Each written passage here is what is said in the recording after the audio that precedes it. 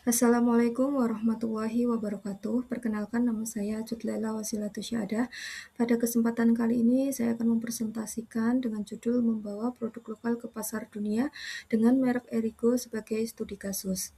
Di mana tugas ini sebagai tugas UAS mata kuliah pemasaran global dengan dosen pembimbing Ibu Dian Meta Ariyanti, Esos MSI.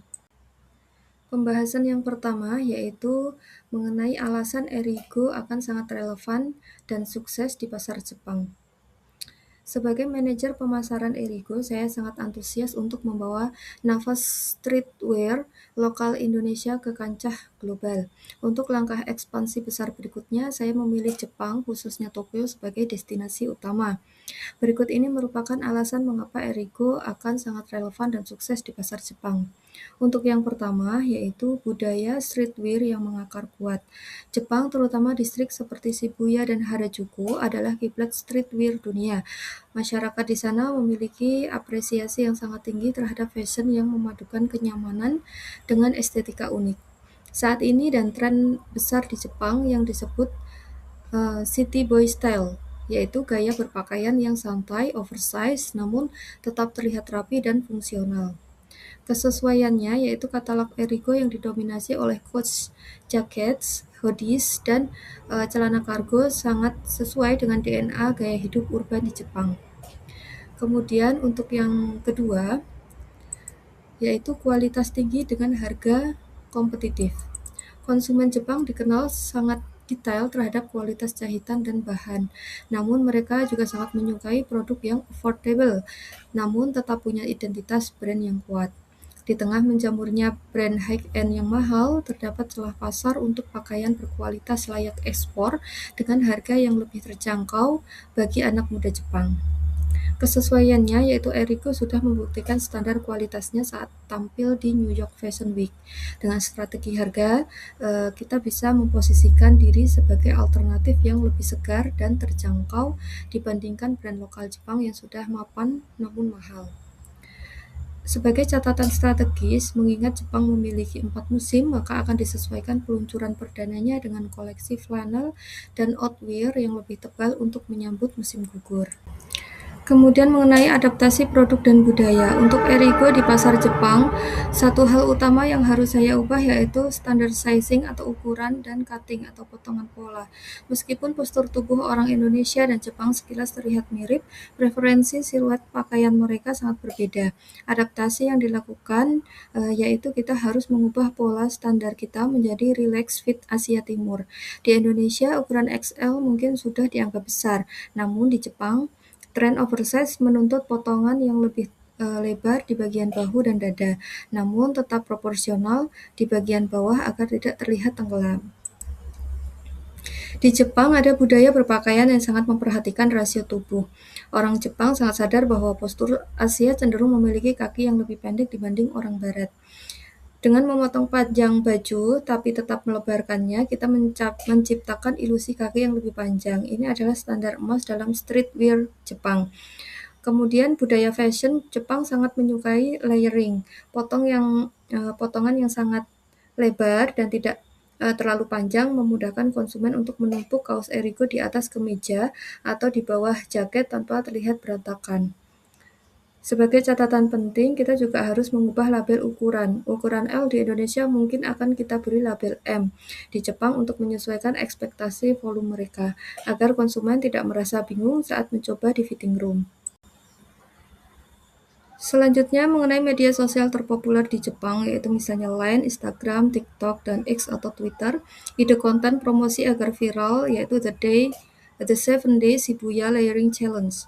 Anak muda Jepang sangat menyukai konsep gaya hidup yang terakurasi dan kerapihan dalam berpakaian. Ide kontennya yang akan kita buat adalah video transisi di TikTok atau Instagram Reels.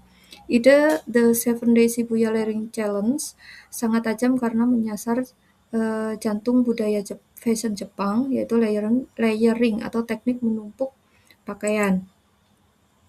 Di Jepang memakai hanya satu helai kaos dianggap sebagai santai atau terlalu santai atau kurang usaha. Dengan tantangan 7 hari ini, kita memposisikan Erigo bukan sebagai kaos murah, tapi sebagai essential piece yang fleksibel untuk gaya hidup urban yang sibuk. Untuk detailnya, konsep visualnya yaitu video transisi cepat 1 detik per hari dengan latar belakang ikonik yang berubah-ubah di distrik Shibuya, mulai dari di depan Hachiko, Shibuya Sky, hingga gang tersembunyi di Udagawa-cho. Untuk storyline-nya atau alur ceritanya, hari pertama dengan gaya minimalis, kaos Erigo Relax Fit warna putih polos dengan celana bahan lebar atau white trousers. Hari kedua dengan gaya city boy, kaos yang sama ditumpuk di luar kemeja berkerah yang kancingnya dibuka. Kemudian dari hari ketiga, beachwear dengan menambahkan vest fungsional di atas kaos Erigo.